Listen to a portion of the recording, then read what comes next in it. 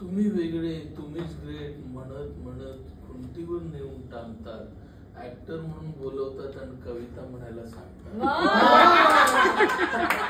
सरदार माझ्या डोळ्यांकडेच पाहत होता असा आणि अजून वर आला होता. आणि असं तसं अनेक लोक गूढ विद्येला देखील मानत असतात त्याच वेळेला आणि त्याच्यावरती विश्वास ठेवत असतात.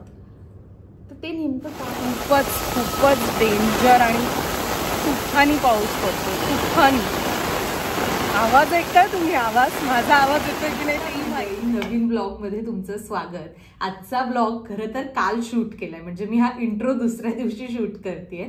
कारण म्हणजे काल मुंबईमध्ये तुफान पाऊस होता. तर मी राहते डोंबिवलीला, पण मी काही कारणाने माझ्या आजीकडे राहायला आले, त्याच्यामुळे मग मुंबईतला पाऊस काय तो जोरात जो पावसाचा तडाखा होता तो सगळा फर्स्ट हँड एक्सपिरियन्स घेतलाय. आणि त्याहीपेक्षा ऑफिसला यायचं होतं, तर त्याच्यामुळे साऊथ मुंबईमध्ये तर इतका भयंकर पाऊस होता, तुम्ही या ब्लॉग मध्ये बघालच. आणि शिवाय आमच्या ऑफिसमध्ये काल जारण या सिनेमाच्या निमित्ताने जी टीम आली होती त्यांच्याबरोबरच्या गप्पा, संध्याकाळी आम्ही सिद्धिविनायक मंदिरात गेलो होतो, तर तिकडची सगळी आरती विशेषतः मला अनुभवायला मिळाली. तर ते सगळे थोडे थोडे व्हिज्युअल्स आणि छान छान धमाल मस्ती मी ह्या ब्लॉग मध्ये जोडली आहे. त्याच्यामुळे हा ब्लॉग शेवटपर्यंत नक्की बघा. चला.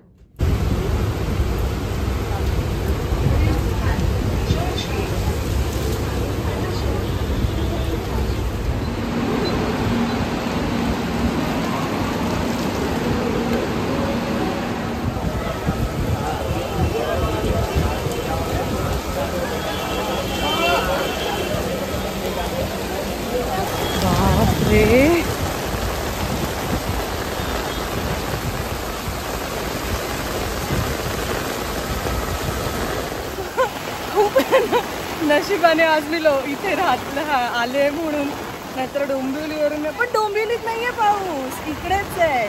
आमचं ऑफिस साऊथ मुंबईमध्येच आहे. मला दाखवते मला आडवा तिडवा कसा पण पाऊस पडतोय. माय गॉड. आता मी CST स्टेशनची एक क्लिप जोडते, थांबा तुम्हाला दाखवते.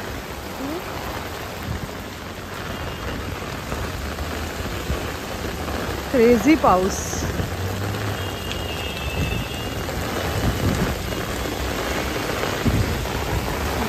पाणी साचलंय.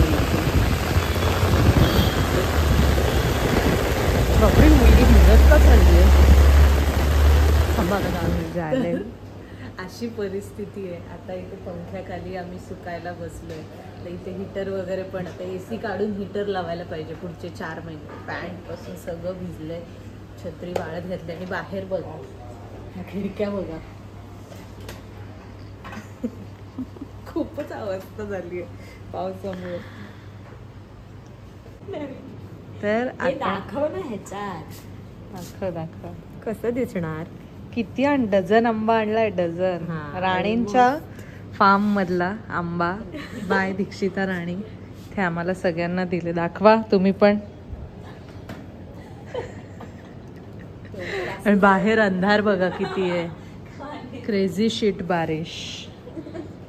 18ला हे काय जयंतीचं सगळं करायचं. 18-19 नंतर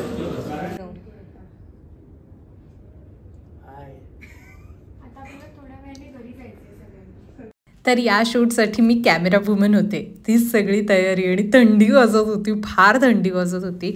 घरी कधी जातो असं झालेलं. सो येस, आता थोडीशी ग्लिम्स बघा इंटरव्ह्यूची. अनिताला ही स्क्रिप्ट वाचून दाखवल्यावर तिला तो रोल आवडला आणि ती हो म्हटली. आणि किशोर कदम तसे आमचे खूप काही बऱ्याच काळापासून आमचे मित्रत्वाचे संबंध आहेत आणि त्यामुळे तो रोल लिहितानाही मला असं सतत वाटत होतं हा रोल जो आहे तो किशोर कदमांनी. तेव्हा तुम्हाला वाटेल अरे आपण कुठल्या तरी वेगळ्याच जगात होतो. मस्त होतं ते जग. कोकण होतं, वाडा होता, एक कोणतरी बाई होती, हे असं होतं तसं होतं. छान आहे.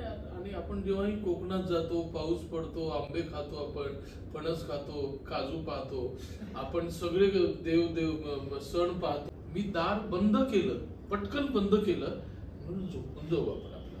मी झोपलो, पण मला त्या सरड्याचे डोळे आठवत राहिले. पाहिलं तर सरडा माझ्या डोळ्यांकडेच पाहत होता असा, आणि अजून वर आला होता आणि असा वर, तुम्ही वेगळे, तुम्हीच ग्रेट म्हणत म्हणत खुंटीवर नेऊन टांगतात, ऍक्टर म्हणून बोलवतात आणि कविता म्हणायला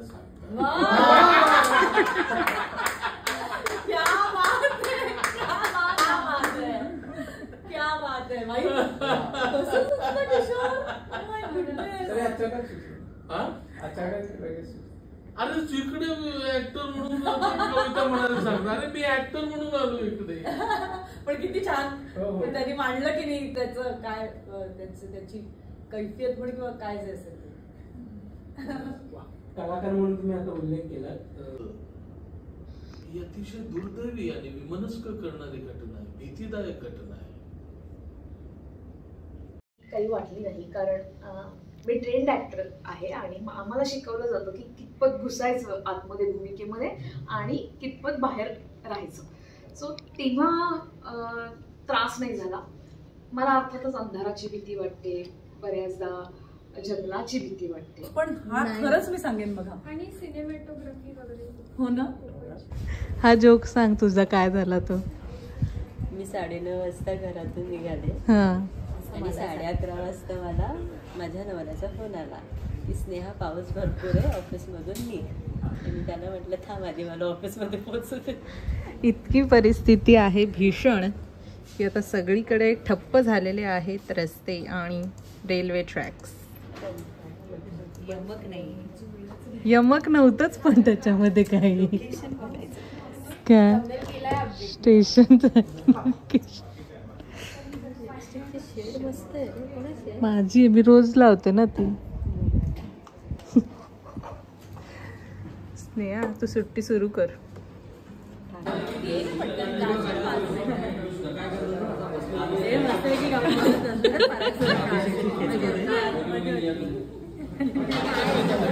कोण नाही ते का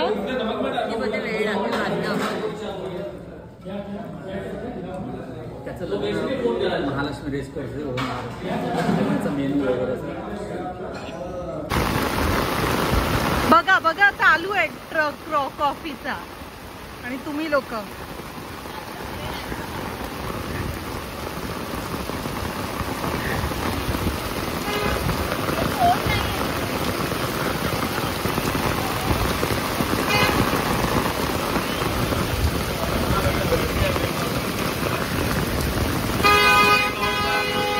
तुम्ही पण पिणार ना.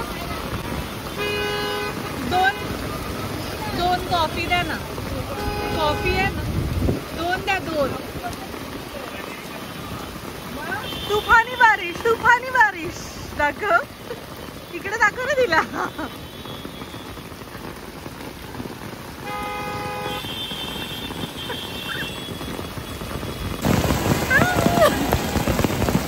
आम्ही आता पावसात कॉफी प्यायला आलो. अभिषेक हाय कर ब्लॉग. अरे हाय कर ना. तुला दाखवलं नव्हतं ना मी ब्लॉग मध्ये आतापर्यंत. पुढे ये ना जरा. 2 तासापासून नाही तर काय 46 सेकंद. अगं पुढे ये.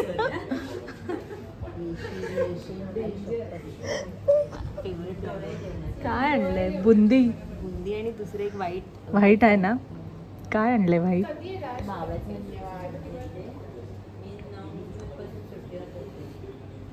माय गॉड. 1 मिनिट 8 सेकंद झाले. ब्लॉग चालू आहे.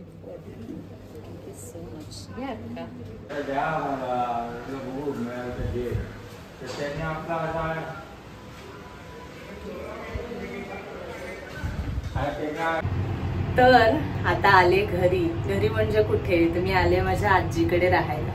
आणि त्याच्यामुळे मला पण असा विश्वास नाही बसत आहे. मी ऑलमोस्ट 5:45 वगैरे ऑफिसमधून निघाले आणि अजून 6:45 नाही झालेत.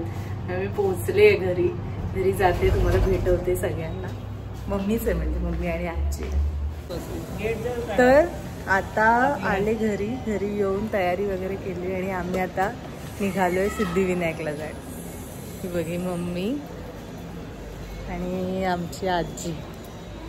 चला तिकडे मंदिरात फार शूटिंग नाही ना करता येणार कदाचित, त्याच्यामुळे मी म्हटलं इकडे तुम्हाला सांगते.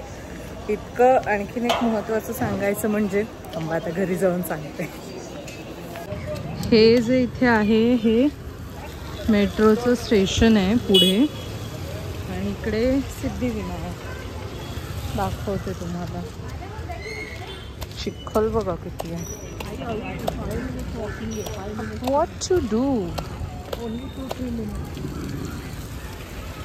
खूप अगदी 2 मिनिटावरच आहे ताईच्या घरापासून. आज काही गर्दी नाही ना, सगळं बंद. पाऊस पुढून जा, पुढून एकदम पुढून.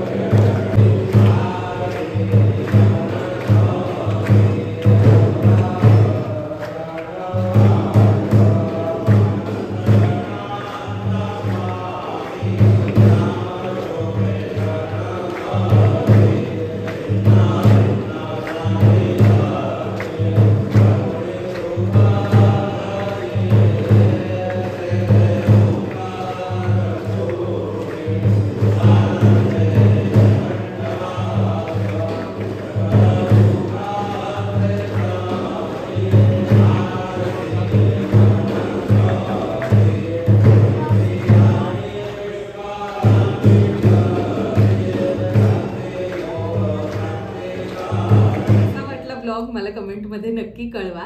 आणि आता मी मगाशी म्हटलं सुरुवातीलाच तसं की मी आजीकडे राहायला गेले. मी मध्ये पण ब्लॉगमध्ये कदाचित नमूद केलंय. म्हणजे इतकं क्विकली आपण कसे, तर मी डोंबिवलीचे, तुम्ही पण अनेक जण बघणारे असाल डोंबिवलीचे, कल्याणचे, लांब लांबचे लोक. तुम्ही ट्रेनने जर प्रवास करत असाल तर आपल्याला माहितीये कसं वाटतं ना की आपल्याला सीट, म्हणजे ते इतकं अप्रूप वाटत होतं ना मला की जिथे लोक सगळी उतरतात तिथे आपण चढतोय. आणि युजली दादर परेलला ट्रेन रिकामी होते आणि मग आपल्याला कुठेतरी सीट वगैरे मिळते, तर तिथे आपण चढतोय ट्रेनमध्ये. 1 तासाच्या आत ऑफिसवरून घरी पोहोचतोय. संध्याकाळी उजेडामध्ये घरी जाऊन काहीतरी कॉफी बिफी पिता येते. सकाळी निवांत निघता येते. बापरे, ह्या लोकांना खूप सुविधा आहे. आणि त्यात मला तर जास्तच, कारण म्हणजे मला डबा वगैरे पण मम्मी आजी दोघं पण होत्या, त्याच्यामुळे त्या देत होत्या. मला असे काही विशेष कष्ट नव्हते लागत त्यामध्ये. तर येस, मला आय होप, म्हणजे मी असा कधी विचार केला नव्हता इकडे थोडं राहायला, दादर परेल ह्या साईडला पण घर घ्यावं किंवा काय, कारण मला डोंबिवलीमध्ये राहणं खूप आवडतं. पण हे असं बघून फार मनाला असं वाटतंय आपल्याला पण असं हवं होतं. एनिवे, तुम्हाला ब्लॉग कसा वाटला मला नक्की सांगा. आय होप तुम्हाला आवडला असेल. पावसामध्ये नीट प्रवास करा. आम्ही एवढ्या बातम्या करतोय की त्याच्यामुळे ना स्वतःला भीती वाटायला लागली की झाड पडेल का, बिल्डिंग पडेल का, हे होईल का, ते होईल का. सो सगळ्यांनी खूप काळजी घ्या, सेफ राहा, पाऊस एन्जॉय करा, भज्या बिज्या खा. आणि पुढचा ब्लॉगमध्ये मी एका खास ठिकाणी भेट दिली आहे, तो ब्लॉग आता पुढे येणार आहे. त्यामुळे चॅनलला सबस्क्राईब केलं नसेल तर सबस्क्राईब करा. भेटूया, चला, बाय बाय.